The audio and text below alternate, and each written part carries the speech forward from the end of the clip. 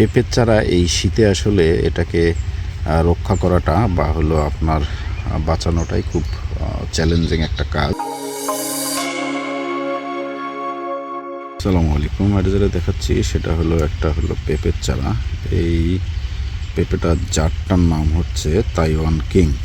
আমি আমার বাগানে এখানে প্রায় 120টা হলো পেঁপের চারা লাগিয়েছি।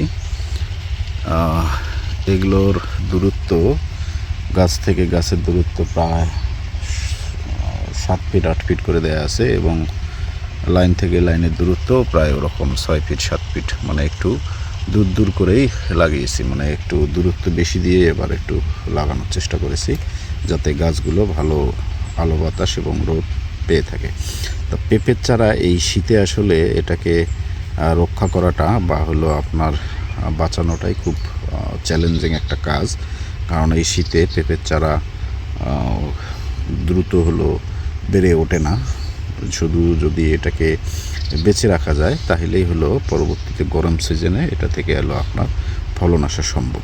তো এইখানে চারা যেটা রোপণ করবেন সেটা যেন কোকোপিট যতদূর পর্যন্ত আছে চারাটুকু ঠিক ততটুকু পর্যন্ত গর্ত করে যেভাবে লাগাইতে হয় সেভাবে লাগাই দিতে হবে, কিন্তু আপনার কোকোপিটের মাটিটা যেন উপরে একটু ভেসে থাকে বা মাটির সমান হলো হয়ে থাকে, যাতে হলো গোড়া পচন রোগটা না হয়। এবং এখানে লাগানোর পরপরই আপনাকে হলো ছত্রাকনাশক দিয়ে স্প্রে করে দিতে হবে এবং 2-4 দিন পরপরই এখানে হলো একটু সেচ দিতে হবে, যাতে যেন এই গাছটা হলো সে যেন পানি পায় এবং একটু যেন বেঁচে থাকার জন্য সে যেন তার খাবারটা সংগ্রহ করতে পারে।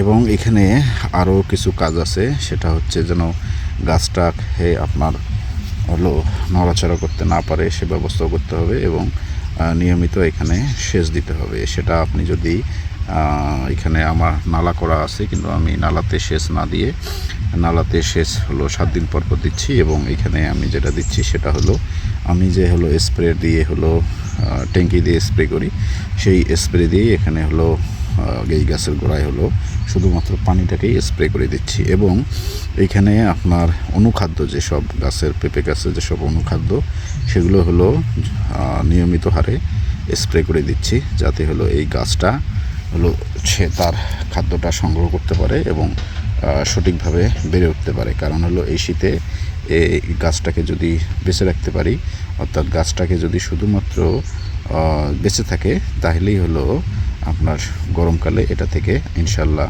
পেঁপে ধরতে সক্ষম হবে। তা আপনারাও যারা হলো এই শীতে পেঁপে চাষ করতেছেন বা করবেন তারা এই বিষয়টা একটু মাথায় রেখে কাজ করার চেষ্টা করবেন। তো ঠিক আছে, ভালো থাকবেন। এর পরবর্তী আপডেট ইনশাল্লাহ আপনাদের মাঝে শেয়ার করার চেষ্টা করব। আসসালামু আলাইকুম।